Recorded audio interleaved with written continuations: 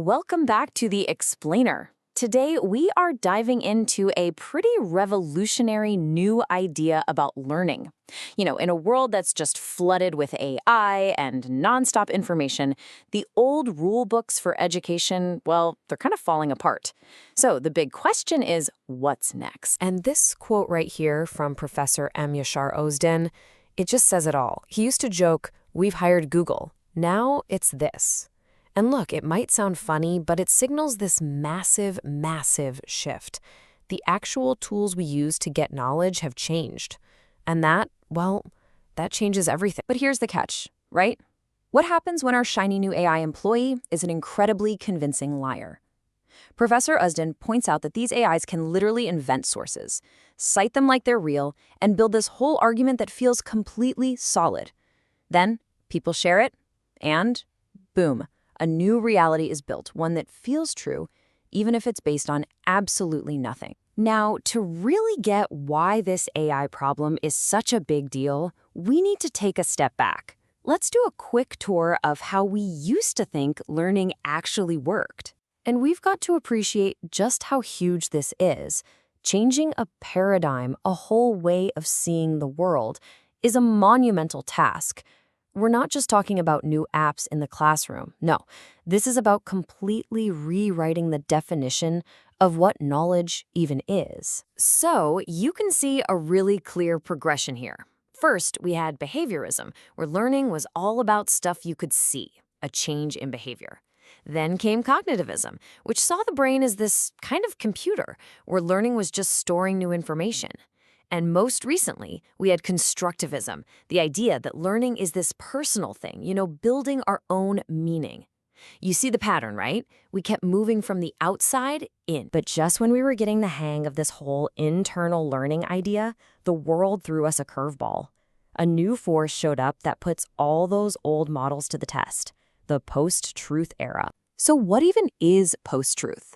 Well, at its heart, it's when objective facts start to matter less than feelings and personal beliefs. It's a world where what feels true can actually be more powerful than what is true. A world where our opinions are shaped more by our gut than by the evidence. And this era is really fueled by a perfect storm. We're drowning in information. A lot of it is just plain wrong. And then social media comes along and just supercharges its spread. It creates this perfect environment where manipulating what people think isn't just possible, it's actually pretty easy. And this whole chaotic new landscape is exactly why Professor Osden says we need a new theory. He's arguing that it's time for the fourth major learning theory to step up. To put it bluntly, the old theories just don't cut it anymore. Behaviorism, cognitivism, even constructivism, none of them were designed for a world where AI and social networks can cook up and spread new realities to millions of people in an instant. We need a new playbook. And that new playbook is called Perceptionism, or algoluklik in Turkish. The core idea is that learning today is a fundamental change in perception. It's not just about what you know, it's about how your entire view of reality gets shaped by the information streams you live in. Okay, so if learning is now a change in perception, what does that actually look like? How does it happen day to day? It basically happens in a three-part loop. First, you engage with something. Maybe you see it on social media. Then you start to fit this new reality into how you already see the world. And finally, and this part is absolutely key, you talk about it, you share it, and your community reinforces it until that perception becomes your solid truth. It's a powerful feedback loop. But listen, this isn't all doom and gloom. Perceptionism is really a double-edged sword.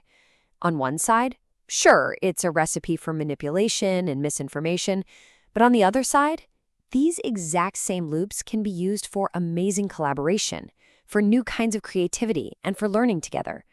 The tool itself isn't good or bad. It's all about how we decide to use it. So how do we actually live in this new world? How do we thrive? The answer is we have to master a whole new set of fundamental skills. Things like media literacy, always questioning sources, being able to spot manipulation, and knowing the difference between a fact and an emotional plea.